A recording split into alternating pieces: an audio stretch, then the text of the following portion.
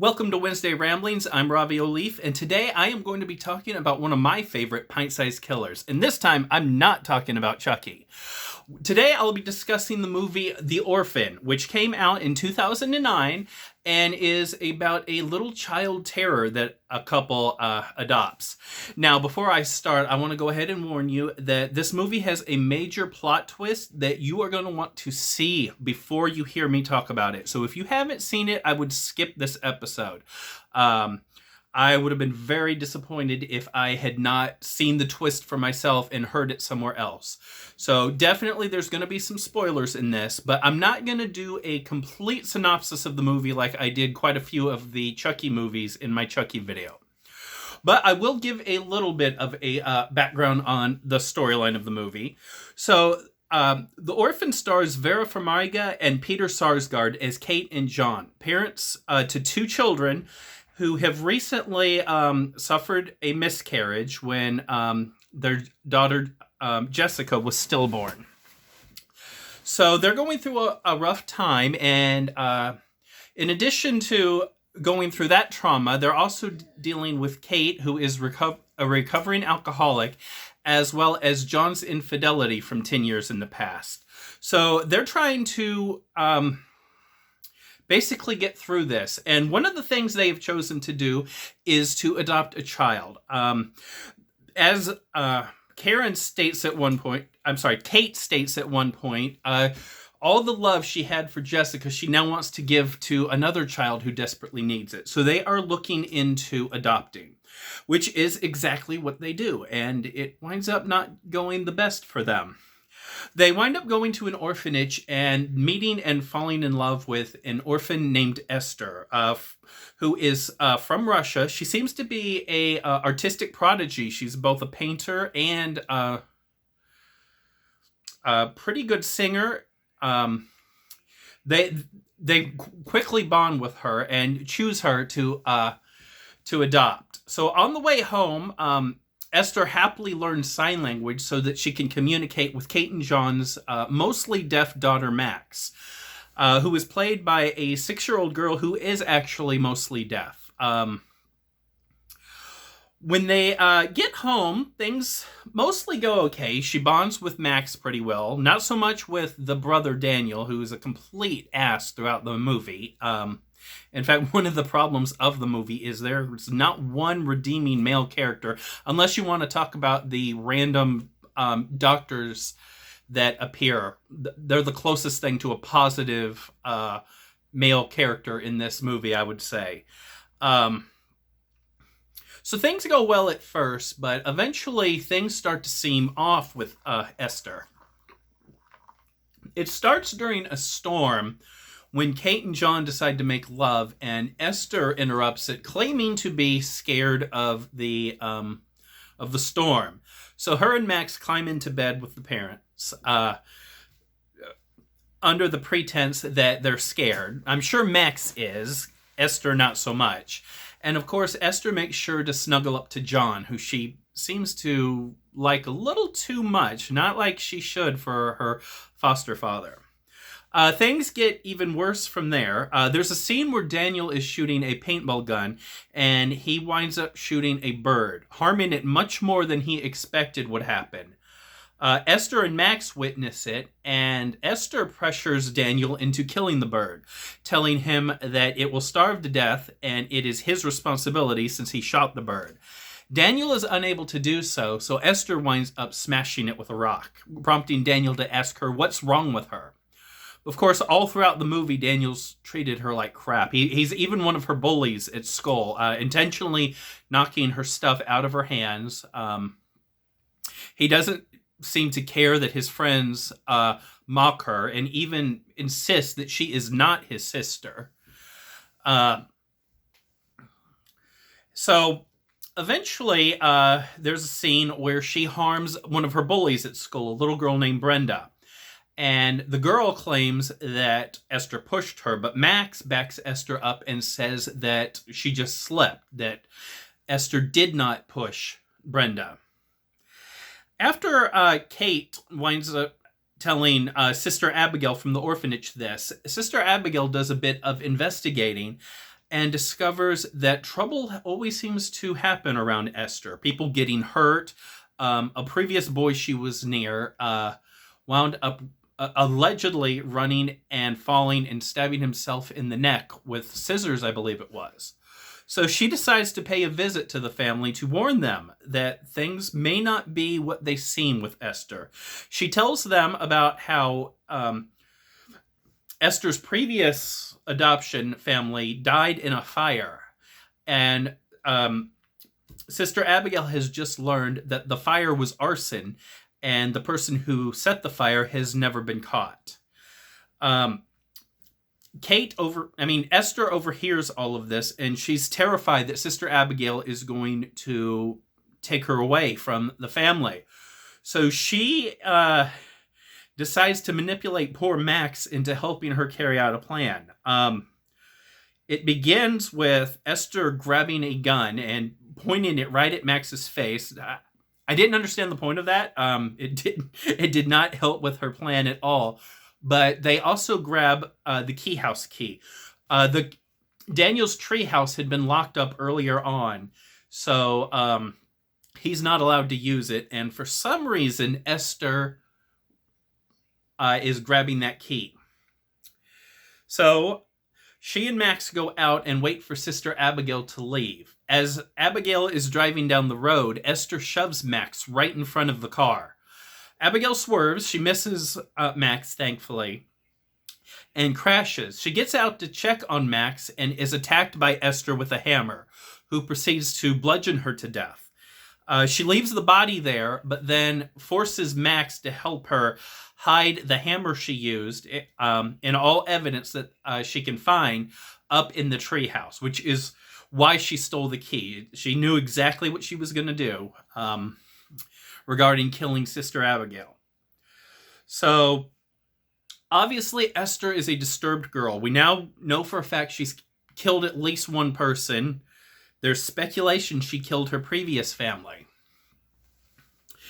Now, I want to talk about a few positives about the movie. I don't want to jump into the conclusion of the movie yet, because that will lead into the big twist that I will discuss later on. So right now I want to talk about some positives and some negatives of the movie. I really loved the family dynamic for the most part. I like that we learn about Kate's problems as well as John's.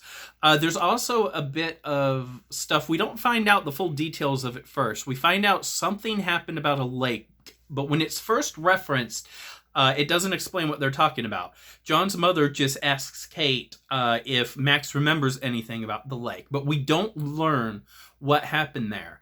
And we find out that one of Kate's breaking points where she realized she had to stop drinking was that she passed out and Max almost drowned in the lake.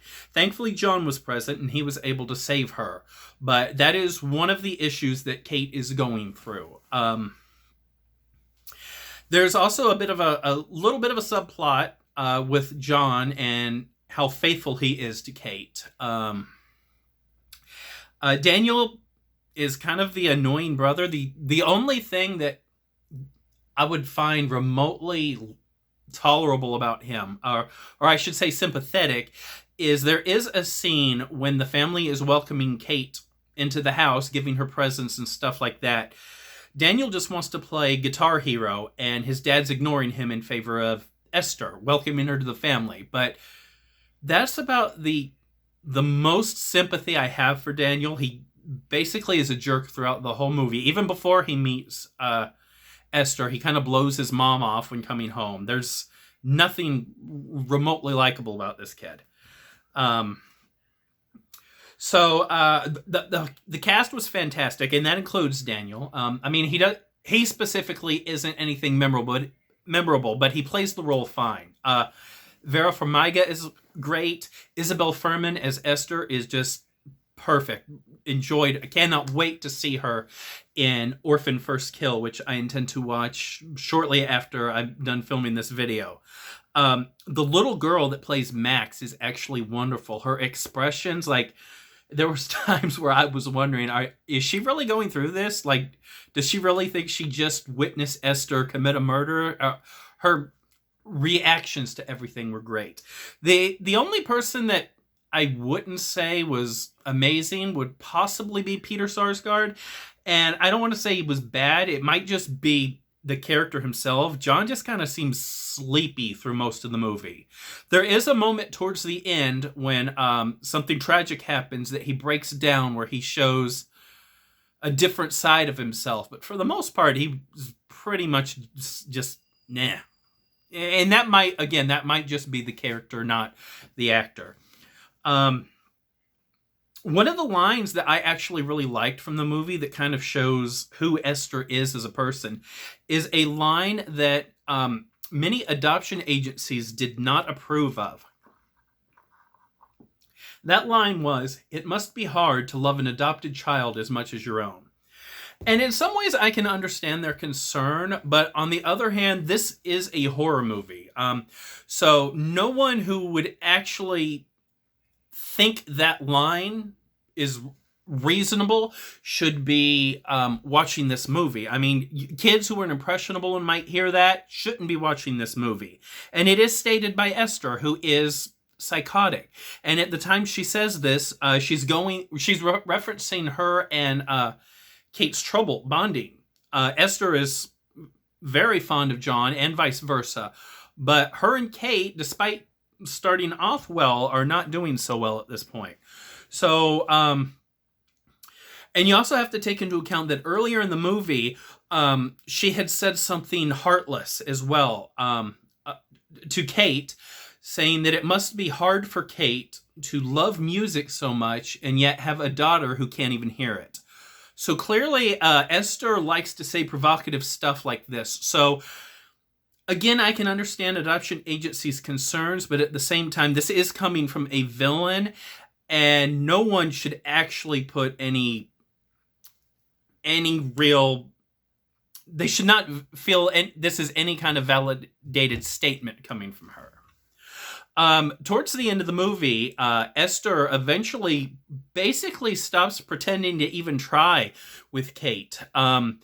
She winds up not publicly, but reading Kate's diary to Kate and just saying all sorts of things that a kid should not be saying. Nothing risque, but she addresses John's infidelity, what happened with Max nearly drowning.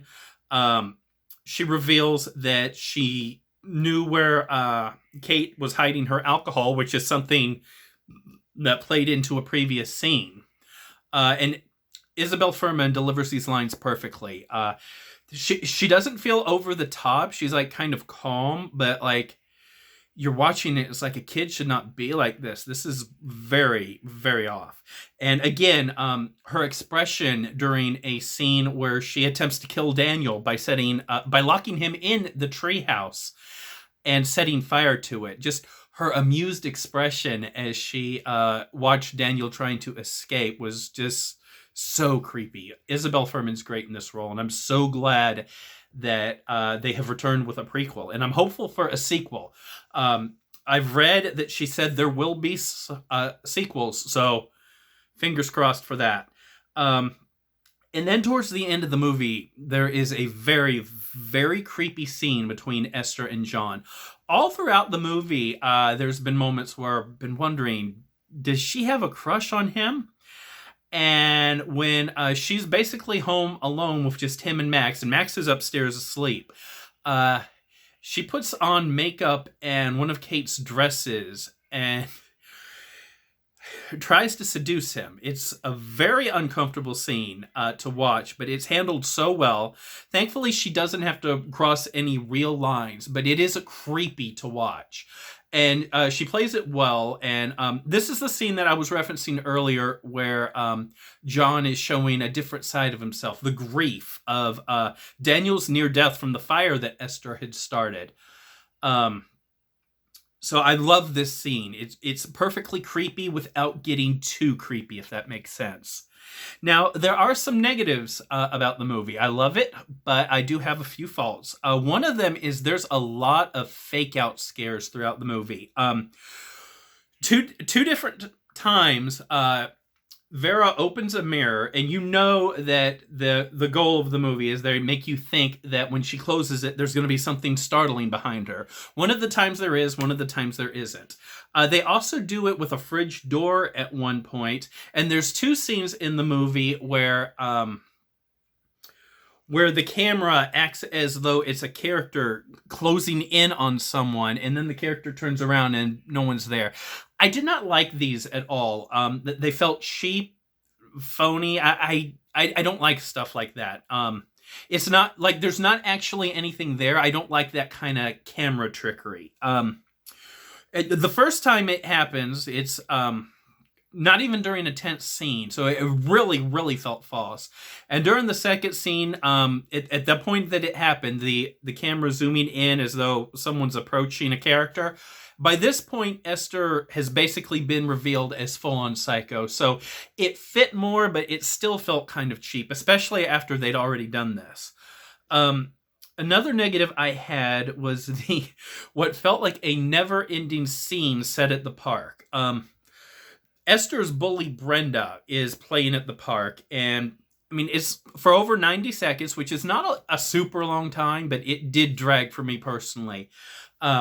She's basically just walking around on this playground equipment, and the scene is played very ominously, and the little girl is just like looking around like she's expecting to get attacked.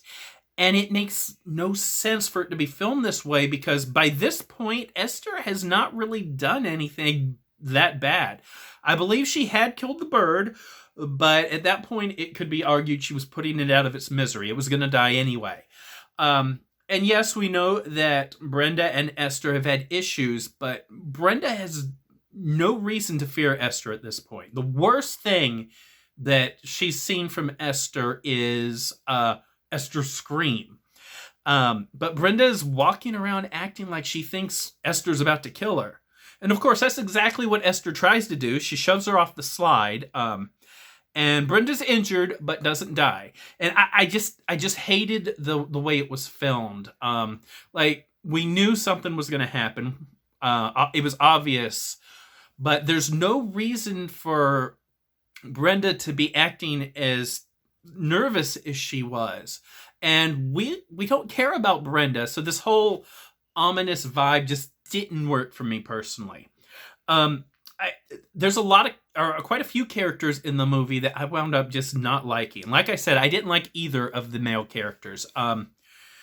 Throughout the movie, Kate has been warning John and warning John and warning John about Esther, and he won't listen. Basically, anything Kate says is wrong.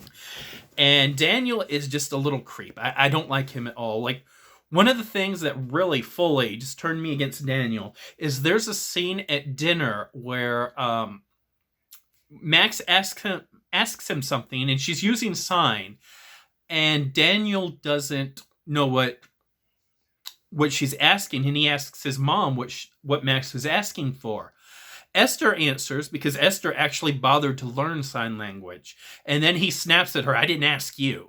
It's like, you shouldn't have had to ask anyone. Your sister's deaf. Learn sign language. Like, you're young. She's been deaf like her whole life. There is no reason for you to need to ask your mother what your sister is asking for. You should know this. This didn't just happen. You've had like 6-7 years to have figured out how to communicate with your sister. Quit being a brat. And then there's also one other scene that I really didn't like. After Sister Abigail is killed, Daniel sees Esther and Max coming from the treehouse. Now, he doesn't know what's up there, and he can't get back in there because he doesn't have the key. But he sees something, and unfortunately for him, Esther sees or realizes that he sees them. So she pays a visit to him that night and basically threatens him that it will not end well for him if he tells on her. And I didn't understand, like, why is he putting up with this? Yes, at that very instant, she had a knife. But as soon as she started walking off, why didn't he either A, attack her? I mean, they're siblings. Like, I don't want to I don't want to condone a boy hitting a girl, but I mean, that does happen with children. And she did just threaten him with a knife. Or at least, hey, call out to the parents. She's got a knife. Hey, I mean, I understand why Max never mentioned any of the bad stuff with Esther, because she's a tiny little child. But I actually think that he is older than Esther. Maybe I'm wrong about that, but I want to think he's like a preteen, whereas Esther's like 9. And so I just did not. Why did he put up with that? All right, and now to get to the twists before I get to a few more positives and negatives. And again, the twist is definitely what you do not want spoiled. So earlier I mentioned that Esther was making a pass at John. Super, super creepy scene. Right after he turns her down and basically says he's going to talk to the orphanage about her future in the house, she realizes that she may not be there any longer, and she kind of loses her shit. Meanwhile, Kate, who had previously been trying to communicate to the orphanages in Russia and Estonia, where she's from, Kate gets a call from one of the places that she had spoken to. Earlier in the movie, she had found a Bible of Esther's from the Sarn Institute. Only when she called it, she discovered that Esther was not ever at that orphanage, because it's not an orphanage. It's a mental institution. So she winds up sending them a picture, and she gets a call back who tells her that she needs to get away from Esther immediately. Esther is not a child. She suffers from a rare hormone disorder, hypopituitarism. I hope I'm pronouncing that correctly, though I highly doubt I am.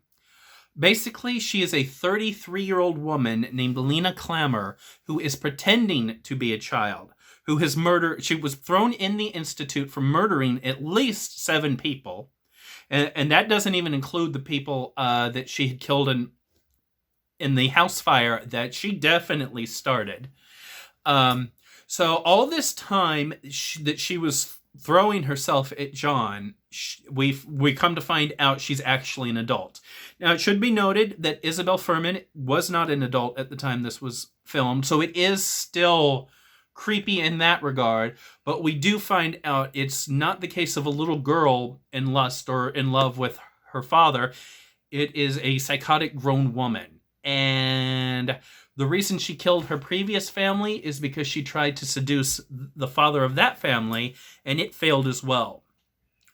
So Esther is not taking this rejection lightly. And she does brutally murder John before Kate can arrive. Kate had been at the hospital. She had struck Esther after Esther nearly killed Daniel. Of course, there were no witnesses to this. So no one knows that happened.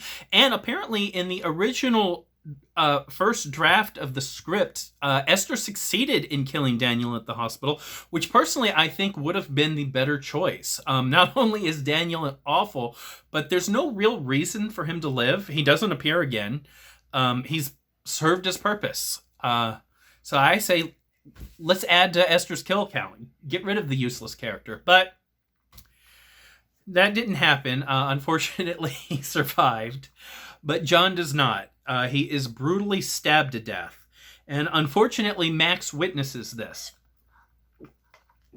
So Esther / Lena decides now she has to kill poor little Max. Kate arrives and a big climax ensues that actually ends on the very lake that Kate almost lost Max in.